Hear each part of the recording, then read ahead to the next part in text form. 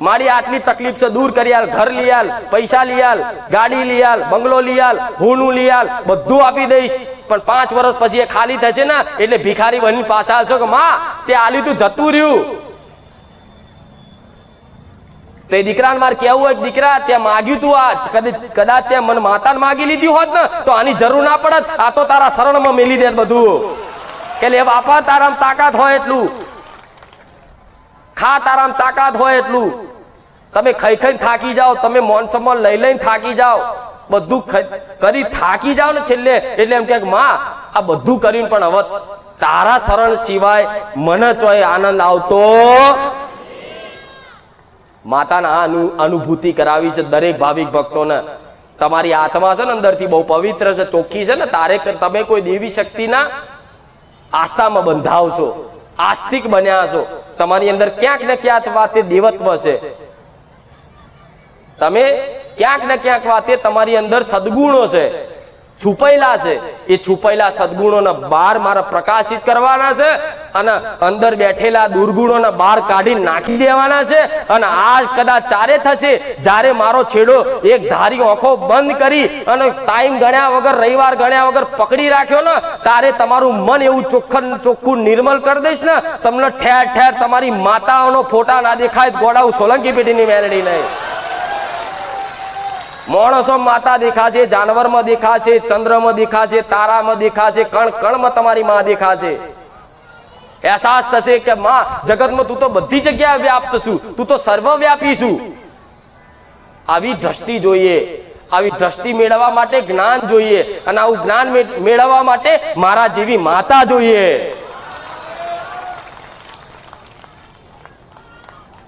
આ બધી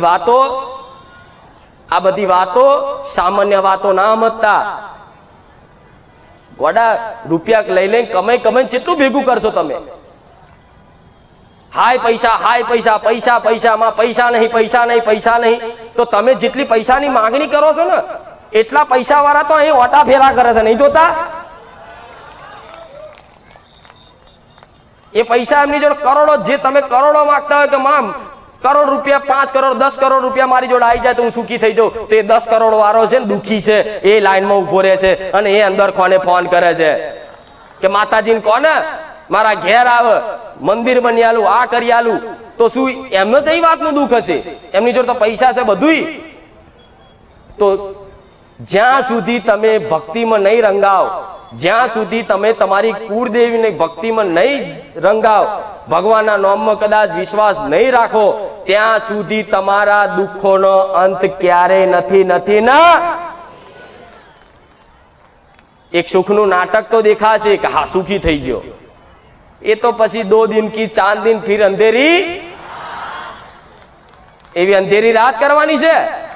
ગોળા મારી તો કદાચ ચાંદની એવી હોય ને કે જીવન નહીં, તમારી પેઢીઓનો પ્રકાશ કરી નાખું એ માતા. પણ 2 દિવસની ચાંદની જોતી હોય તો બોલો, માનતા રાખો ગોડા તમે ક્યાં કરી આલું. પણ નહીં, તમે ભોળિયા છો, તમે ગોડા છો, તમને માગતા આવડતું. પણ મારા જેવી માતા પાગલ નથી, ગાડી નથી. એને ખબર છે કે દીકરાને હજુ બોલતા હરખું આવડતું નહીં. ભલે કદાચ નોનો છે પણ નોનો તે કદાચ એમ કે મારે દૂધ પીવું છે તો એને કયા દૂધ, બહાર ડેરી વાળું નહીં, એની માનું દૂધ પીવડાવવું પડે. અને તમે માગો છો ડેરી વાળું દૂધ, ચોકલેટ વાળું દૂધ. પણ તમને ખરેખરમાં દૂધ છે નહીં, તમારી માના ધાવણનું દૂધ જરૂર છે. આ અનુભૂતિ કોઈના બાજુ ખ્યાલ નહીં જતો, કોઈના બાજુ વિચાર નહીં જતો. બસ દીવાબત્તી કરીએ છીએ જ. વડા તમારી માં જાગતી છે, ઘેર ઘેર છે. ઓળખો ને, સુલ્યા ભટકો છો રોજ. ચો સુધી મારા જેવી માતાના પારે આવી આશાઓ રાખી નિરાશ થશો. મારે તો નિરાશ નહીં કરવાના, એટલે આવું જાહેરમાં બોલું છું. ગોડા દેવી શક્તિ મરી જઈ આવા હળાહળ કળિયુગમાં જાગતી છે, જોઈ લો. અને આવી રીતે મારા ભગવાને મને માતાને ચમ જાગૃત બનાવી કે તને જોઈ અને હજારો લાખો ભાવિક ભક્તોની અંદર શ્રદ્ધા વધશે. તને જોઈ અને હજારો લાખો ભાવિક ભક્તોની એમની કુળદેવી પ્રત્યે પ્રેમ વધશે. અને હજારો દુખિયારાઓ છે ને એક બાજુ દુઃખ મૂકી અને પોતાના મનુષ્યનું કર્તવ્ય ધર્મ નિભાવશે એ ઉદ્દેશ લઈને મારા ભગવાને મને મેલડી જાગૃત બનાવી છે.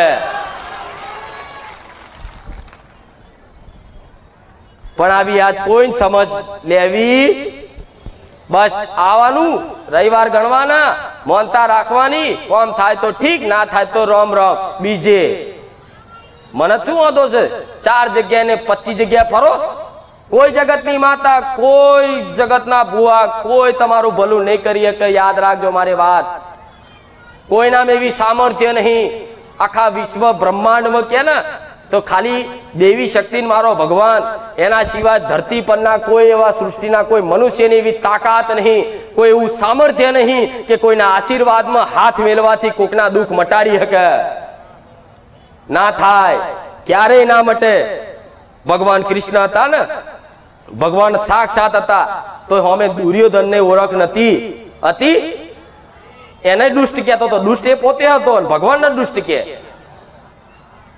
તો ભગવાનની માયા છે ને એ કોઈને ઓળખાણ થવા દે? મારા ઓળખાણ હજુ આનાથી આખા વિશ્વભરમાં કરવી હોય ને, દેશ વિદેશ દુનિયામાં ભૂરિયાઓને લાઈનમાં ઉભા રાખવાના હોય તો એ મારા સામર્થ્ય છે, હું એ મેળવી છું.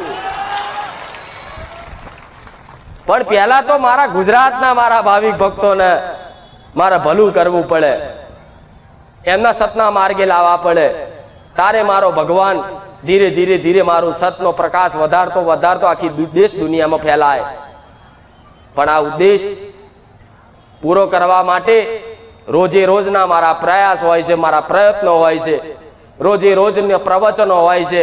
આ પ્રવચન જીવનમાં અમલ કરી જોજો. એક વખત ના થાય ને, કદાચ આળસ આવે ને અને બેચેની લાગે ને, તો એ ખાલી મારી હામાં હા મિલાઈને ખાલી કોશિશ કરજો. કોશિશ સપોર્ટ હું મેલડી કરીશ કે માં અમારથી ના થાય ભક્તિ, અમે કારા માથાના માનવી, અને તમારથી ના થાય તો કઈ નહીં, પણ તમારું હું પણ મેલી મારા શરણમાં મૂકી દેજો કે માં અમારથી ભક્તિ ના થાય, પણ લે ભક્તિ તે તું કરાવજે, તું પ્રદાન કરજે તો હું પ્રદાન કરીશ તમારી માની ભક્તિ કરવા માટે. હું મારી ભક્તિ કરવા માટે નહીં કહેતી, તમારી કુળદેવી પ્રત્યેની ભક્તિ કરાવવા માટે હું ભક્તિની શક્તિ પ્રદાન કરીશ કે જાઓ તથાસ્તુ. પણ કોશિશ તો કરો, જીવનમાં સંકલ્પ તો કરો. ભક્તિમાં શું છે અનુભવ તો જુઓ. મોટા મોટા ભક્તોના ઇતિહાસ જુઓ, રામાયણ જુઓ, મહાભારત જુઓ, એમાં તમને આવા પુરાણોમાં આવા ધર્મની વાતો અને ધર્મના પરચા અને મારા ભગવાનનું અસ્તિત્વ શું છે ને એનું જ્ઞાન સમજ તો થોડી તો લો. આજ મોબાઈલમાં આખા ગામના બધા જાત જાતના વિડીયો જોવો છો, બધા હસી મજાકના, તો ગોળા કોકદાડ 1 કલાક બેહી અને મારા રામાયણના પાઠ તો કરો. રામાયણ તો જોવો, મહાભારત તો જોવો, તો કંઈક ની કંઈક સદબુદ્ધિ પુરાશે. પણ આજ તો બસ અહીંથી જ્યાં નહીં, ઘેર પહોંચ્યા નહીં, એટલે રોજે રોજનું જે ચાલુ હોય ચાલતું જ રહેવાનું. મોબાઈલનો જમાનો છે તો એ જ મોબાઈલમાં તે સારું આવે છે, ખરાબ આવે છે. શું જોવું એ તમારી પર નિર્ભર થાય છે. પણ આજે કોઈને આવા પ્રવચન, આવા ભગવાનની લીલા મહિમા કોઈને જોવી? હમણાં પૂછ્યું કે રામાયણ કેટલાય જોઈ, તો ગણિત 25% વાંગરી ઊંચી થાય. કે મહાભારત કેટલાય જોઈ, ગણિત 25% માણ વાંગરી ઊંચી થાય. એ તે જોવા ખાતર જોઈએ. ભગવદ ગીતા કોણે વાંચી? ભગવાન જાણે. ભગવદ ગીતા એટલે શું? અમુક ને એ નહીં ખબર. અરે ગોડા, તમે સનાતન હિન્દુ ધર્મના કદાચ દીકરાઓ છો, તમારો જન્મ થયો ને એ ભારત દેશમાં થયો છે અને એમાં તે હિન્દુ ધર્મમાં, તો તમે બહુ ભાગ્યશાળી છો. નહીં તો આફ્રિકાના કાર્યાઓ અને જંગલો, એમેઝોનના જંગલમાં નાખ્યા હોત તો ભગવાને ચઈ ગાડી ફેરવત, ચયું ઘર માગત, કપડા પહેરવાના ઠેકોણા ના હોત. તો ભગવાનની કૃપા છે ને કે મનુષ્ય અવતાર મળ્યો, એમાં તે પાછો ભારત જેવો દેશ મળ્યો, અને ભારત જેવો દેશ મળ્યો એમાં હિન્દુ જેવું ધર્મ મળ્યું, અને હિન્દુ ધર્મમાં તે કદાચ ગુજરાત જેવું રાજ્ય મળ્યું. ગુજરાત રાજ્યની હું સોલંકી પેઢીની નામ મારી મેલડી મળી. તો આ કૃપા નહીં? કૃપા નહીં મારી અમાર પર તો કૃપા, અમે તો આવા છીએ તેવા છીએ, અમાર પર ભગવાનની કૃપાને હું તો લાયક જ નહીં. એટલે ગોડા, ભગવાને કૃપા કરી છે તો તારે તો આટલું પ્રવચન સાંભળવા મળે છે. નકર આ જેવા તેવાને શ્રવણ કરવાની તાકાત નહીં. એ તો બેચેન થાય, જો ચેવા ઉભા થાય. આ બેચેની કહેવાય. આત્મા ગ્રહણ ના કરે, સ્વીકાર ના કરે, ચમ અંદરનો મેલ પડ્યો હોય ને એટલે આ મારા સત વાતો એમની આત્મા બેચેની કરાવે અને માયા એવું કે ઉભો થઈને જતો રહે.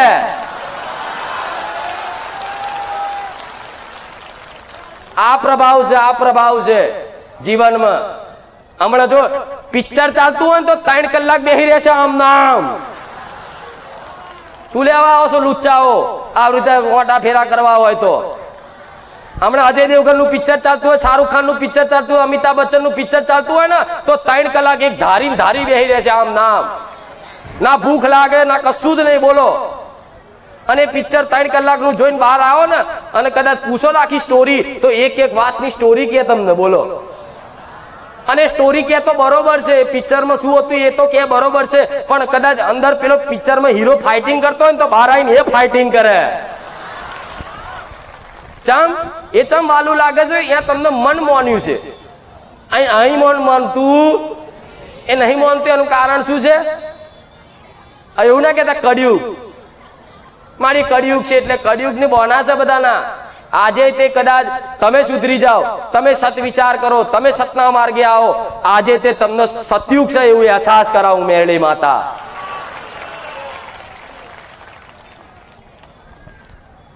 સતયુગમાં ને ત્રેતામાં દ્વાપર યુગમાં તો છે ને રાક્ષસો માણસોને ઉઠાઈ અને કાચા ખાઈ જતા અને હાડકા ભેગા કરતા. ખબર છે ને રામાયણમાં ઋષિ મુનિઓના હાડકા ભેગા કરી અને ઢગલા કરે. તો આજ તો એવા તમને કોઈ ખાવા વાળા છે એવા? આજ તો કોઈ તમને એવા મારવા વાળા છે? આજ તો કદાચ ભગવાનની બનાવેલી વ્યવસ્થા જોઈ લો. આજ તો કદાચ કોઈ લાફો મારે, કોઈ મારી જાય ને તો પોલીસ સ્ટેશનમાં કેસ કરો ને તરત એને ઉઠાઈ લે. તો કળિયુગ છે કે સતયુગ છે? ઉપરથી સતયુગમાં કળિયુગ જેવું હતું, પણ આ તો કળિયુગના બહાના છે બધા કે માં